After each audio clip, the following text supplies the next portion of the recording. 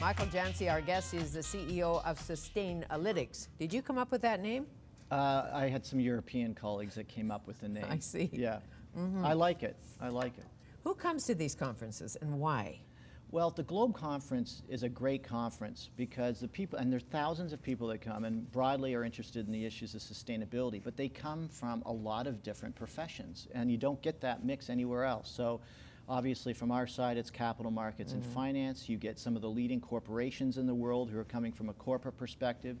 You get urban and municipal leaders, government leaders, so the policy side is here, and a lot of countries that are coming together under one roof. So, you know, a lot of countries from the Middle East are here. China, which I think has sent representatives to Globe in the past, is I think now highlighting some of the environmental innovations and technology that they're bringing to the market, and they're here at the trade show. So there's a lot of exciting you know, vibe that happens and energy that happens at Globe.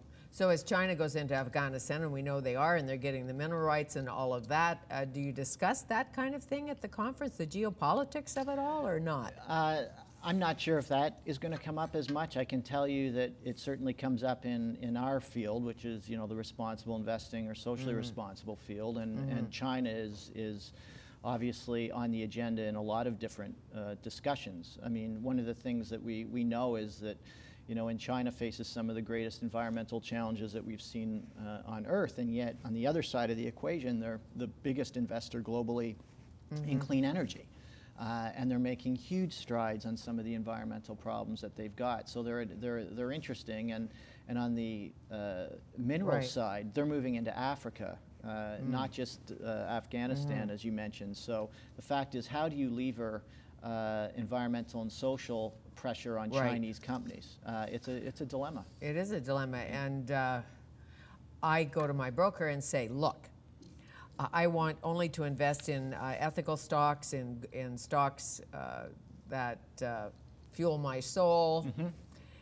Do most brokers today know about it, or do you have to go to an ethical broker? Not that some brokers aren't ethical, and many are, but you know what I mean? What's the governance and who's doing what to whom? Well, you're asking somebody who's been working in this space for 20 years, so the expected answer is not enough brokers know about the difference, about the idea that you should be looking at these things, but certainly more than there used to be. And today, you know, you can go into whether you're dealing with people within some of the bank branches, certainly the credit unions here in the Lower Mainland, are, you know, the brokers.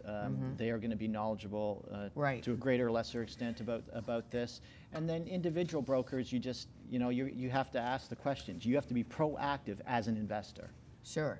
And like a sophisticated investor like Warren Buffett, wonder if he asks the question, should I buy Starbucks? Should I buy JB Bean Company? Should I buy ethical beans? Should I?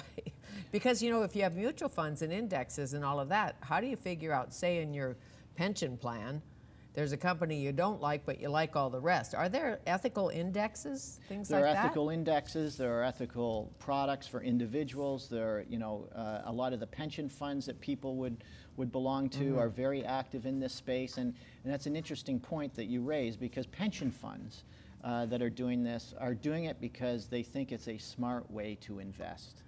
They're okay with doing the right thing, and it's good for the reputation, but the bottom line, they have a responsibility to provide a pension return for their plan members, and they believe wholeheartedly that they can do that best by looking at environmental and social issues. So the institutional world is farther ahead than a lot of the brokers that we see, and that's not just in Canada, that's globally. And the smell that was around ethical investing seems to be gone, in that if I invest from the heart, or from the social conscience, I won't make any dough. Yeah, I mean, you're right. I mean, in the, you know, the old days, if we can use that term, you know, was, well, if you want to be an ethical investor, that's great, you're here, but making money is over here. Right. And today they're sitting shoulder to shoulder, and the equation has flipped. I mean, a lot of people will say now, well, I can't make money without looking at these issues. The world has changed.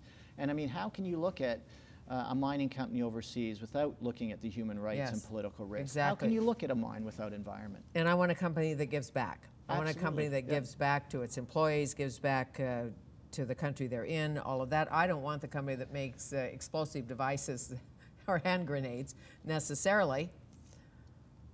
Right. Well, you don't want a company that makes landmines in your portfolio at this point because it's illegal. Well, that too.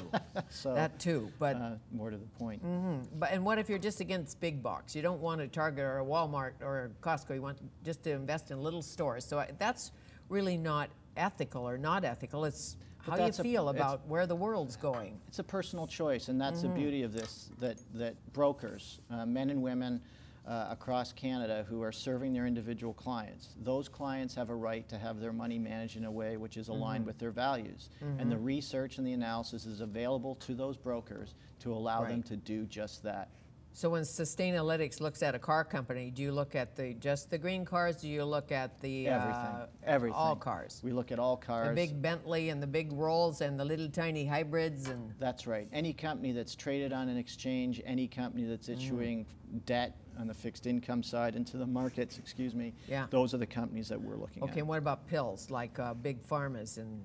Big pharma is those companies are ones that we track too, and so issues there, you know, access to medicine for, you know, lower income communities, less developed economies, and so on. There's a lot of issues with pharmas and access to medicine. Yeah. Sure.